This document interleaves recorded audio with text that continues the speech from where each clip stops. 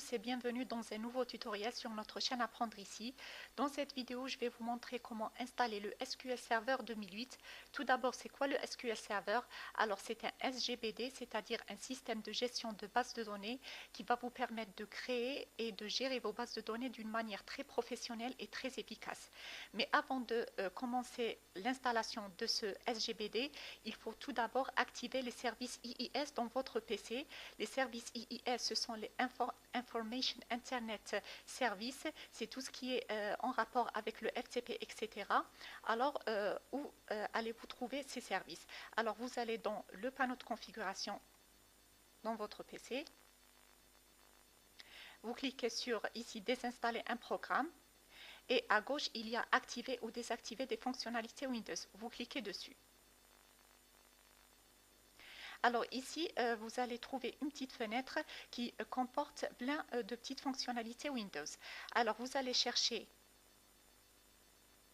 Internet Information Service et vous allez cocher tous les sous-fonctionnalités qui se trouvent sous cette fonctionnalité mère, par exemple.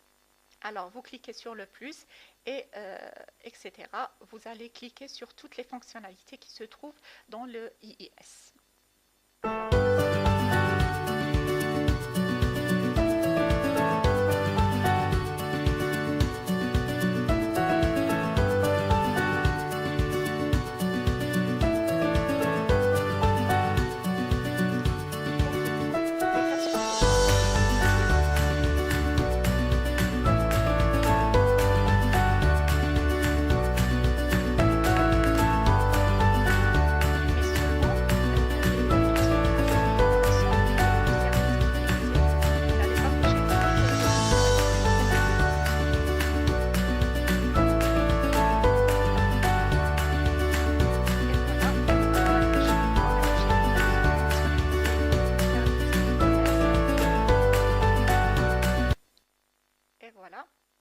Ensuite, vous cliquez sur OK et vous laissez les fonctionnalités s'activer sur votre PC.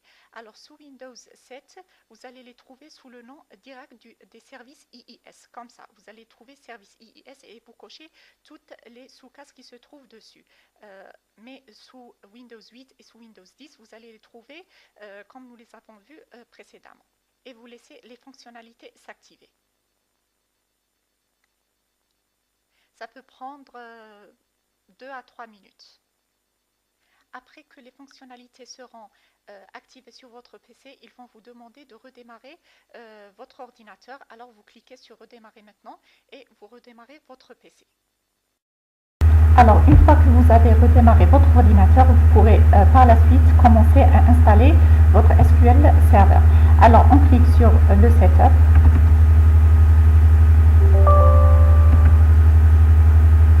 Alors, pour information, l'installation du SQL Server prend beaucoup de temps. Alors, il faut être très patient, surtout vers la fin. C'est-à-dire, quand il commence vraiment l'installation, il peut prendre jusqu'à 20 minutes. Donc, soyez patient.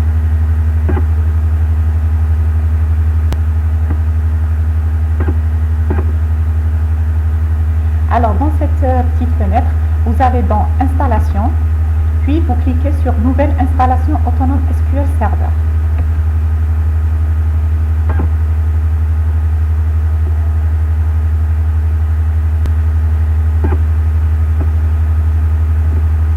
Alors, dans cette petite fenêtre qui s'affiche, vous cliquez sur Afficher les détails. Ils vous disent que tout est bon pour continuer l'installation de votre SQL Server. Alors, vous cliquez sur OK.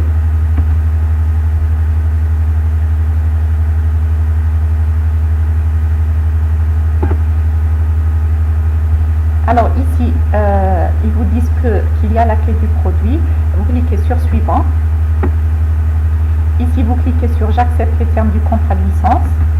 Ensuite, Suivant. Alors, ici, vous cliquez sur Installer.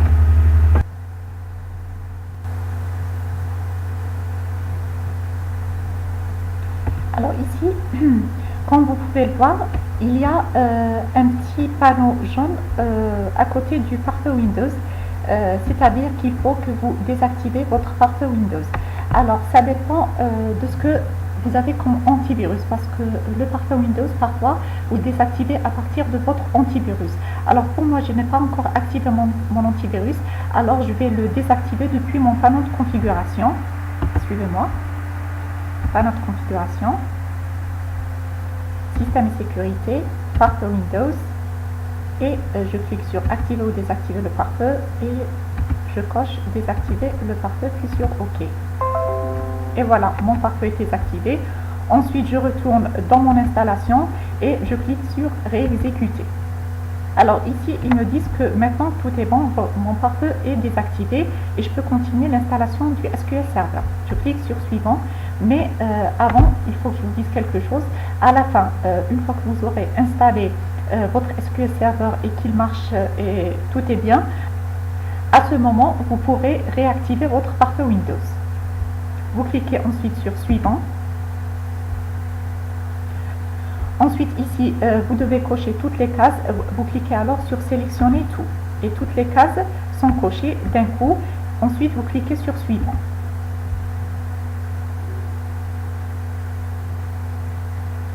Ici, vous laissez la fenêtre comme elle est, vous ne changez rien. Et vous cliquez sur suivant.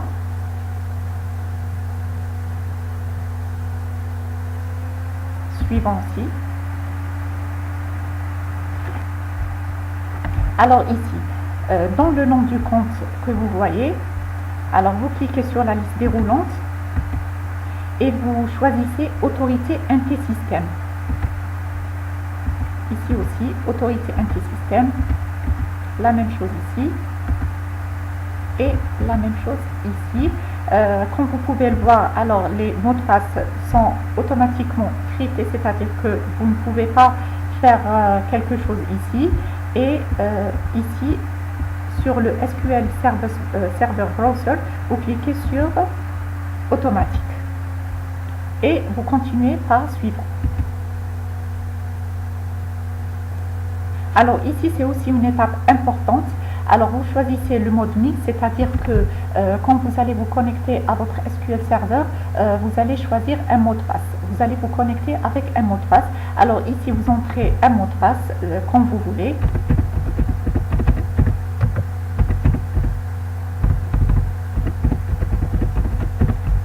Et vous cliquez sur ajouter l'utilisateur actuel, c'est-à-dire vous, l'utilisateur de votre PC. Et vous cliquez sur suivant.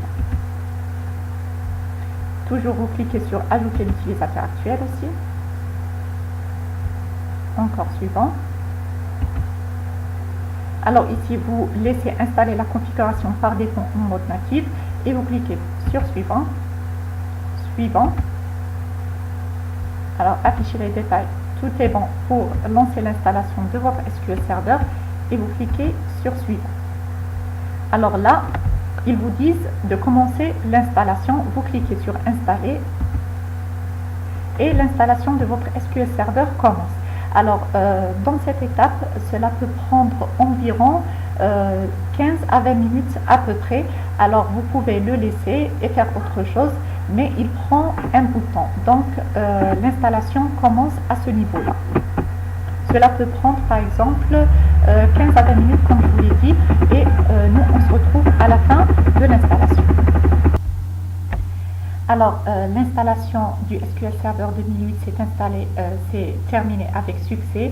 Comme vous pouvez le voir, toutes les fonctionnalités de ce SGBD ont été installées avec succès. On clique maintenant sur suivant, puis sur fermer. Il ne vous reste plus qu'à aller la chercher dans votre PC pour l'exécuter.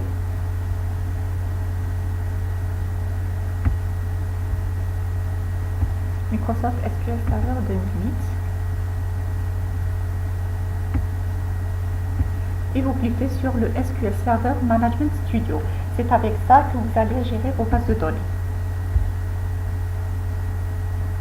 Alors suivez-moi sur cette étape pour vous montrer comment se connecter maintenant à votre SGBD.